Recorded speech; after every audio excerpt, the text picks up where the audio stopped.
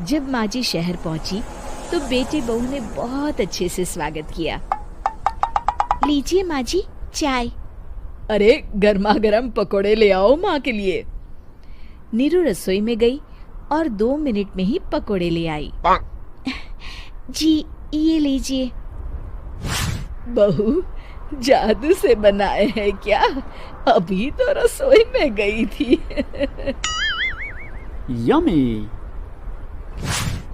माँ जी शीला रसोई में पकोड़े तल रही है, मैं बस लेकर आई। हे भगवान, मेरा धर्म भ्रष्ट कर दिया तूने। अब तो गंगा जल से शुद्धिकरण करना होगा। दूसरे दिन, माँ जी मैंने नाश्ता बना दिया है, ऑफिस जा रही हूँ। पर अभी तो घर का सारा काम पड़ा है। शीला आती ही होगी, झाड़ू पोछा बर्तन कपड़े वो सब कर लेगी। हमारे जमाने में घर का सारा काम हम ही करते थे। जी माँ जी आप बहुत होशियार हैं, मैं घर ऑफिस दोनों नहीं संभाल पाती। तो जरूरत क्या है घर से बाहर जाकर चाकरी करने की?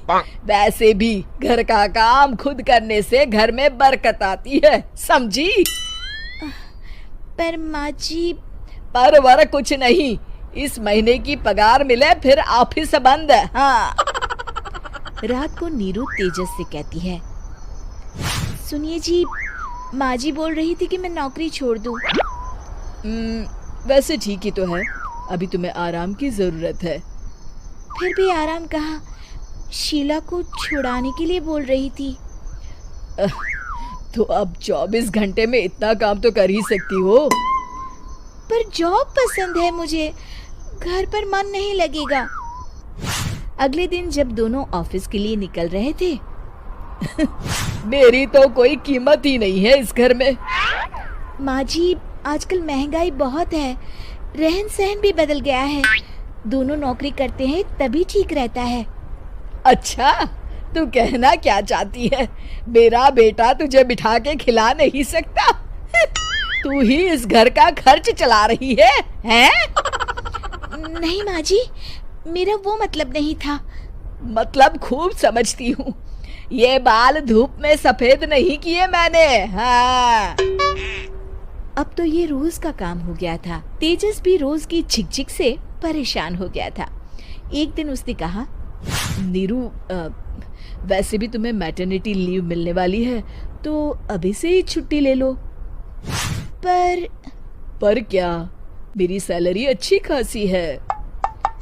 आखिर नीरू ने रिजाइन कर दिया। जब बच्चा हुआ तो घर में सब बहुत खुश हुए। कुछ दिनों बाद तेजस फाइल देख रहा था। क्या हुआ तेजस, कुछ परेशान लग रहे हो? हाँ, वो हमारी जितनी सेविंग्स थी वो तो हॉस्पिटल में और छठी के फंक्शन में खत्म हो गई है नीरू। और अभी वैसे मंदी चल रही है तो मैं बोल रही थी कल मुन्ना को हेपेटाइटिस का टीका लगवाना है। नीरू क्या पोस्टपोन नहीं कर सकते? नहीं जी, बिल्कुल नहीं। अब तेजस को समझ में आ रहा था कि उससे गलती हुई है। पैसों की कमी का असर घर के माहौल पर भी पड़ रहा था। अगले दिन, बेटा मेरा चश्मा और ये दवाइयाँ ले आना, पर्चा देते हुए माँ जी ने कहा। जी। तेजस मुन्ना के लिए दूध का डिब्बा और डायपर भी ले आना, और ये किराने के सामान की लिस्ट है, इसे भी लाना है। तेजस गुस्से में लिस्ट मरोड़कर फेंकता है और चिल्लाता है, पैसे क्या पेड़ पर उगते हैं? ये ले आना वो ले आना। अरे पर ये जरूरत का सामान ही है। वो गुस्से में बिना कुछ कहे ऑफिस चला गया। अरे लंच तो ले जाइए। नीरू दौड़कर डिब्बा पकड़ाती है। एक दिन खाना खाने के बाद, नीरू अब तो मुन्ना कुछ बड़ा हो गया, तो अब तुम वापस ज्वाइन कर लो ना जॉब। पर इस रिसेशन में जॉब मिलना बहुत मुश्किल है। ट्राई तो करो। फिर मुन्ना? माँ जी है ना, और एक फुल टाइम मेड भी लगा लेंगे। पर माँ जी, उन्हें तो पसंद नहीं। तभी माँ जी वहाँ आ जाती है और प्यार से नीरू के सर पर हाथ फेरते हुए बोलती है, अब मेरी समझ में आ गया बहू, पहले के और अब के समय में अंतर है। तुम काम शुरू करो, मुन्ना की जिम्मेदारी मेरी। मेरी प्यारी माँ जी। ये कहकर नीरू उनके गले लग गई। शिक्षा, परिवर्तन संसार का नियम है, हमें भी समय के साथ चलना चाहिए। उम्मीद है कि आपको हमारी ये कहानी पसंद आई होगी।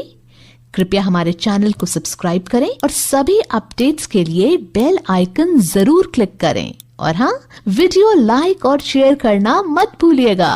Bye bye.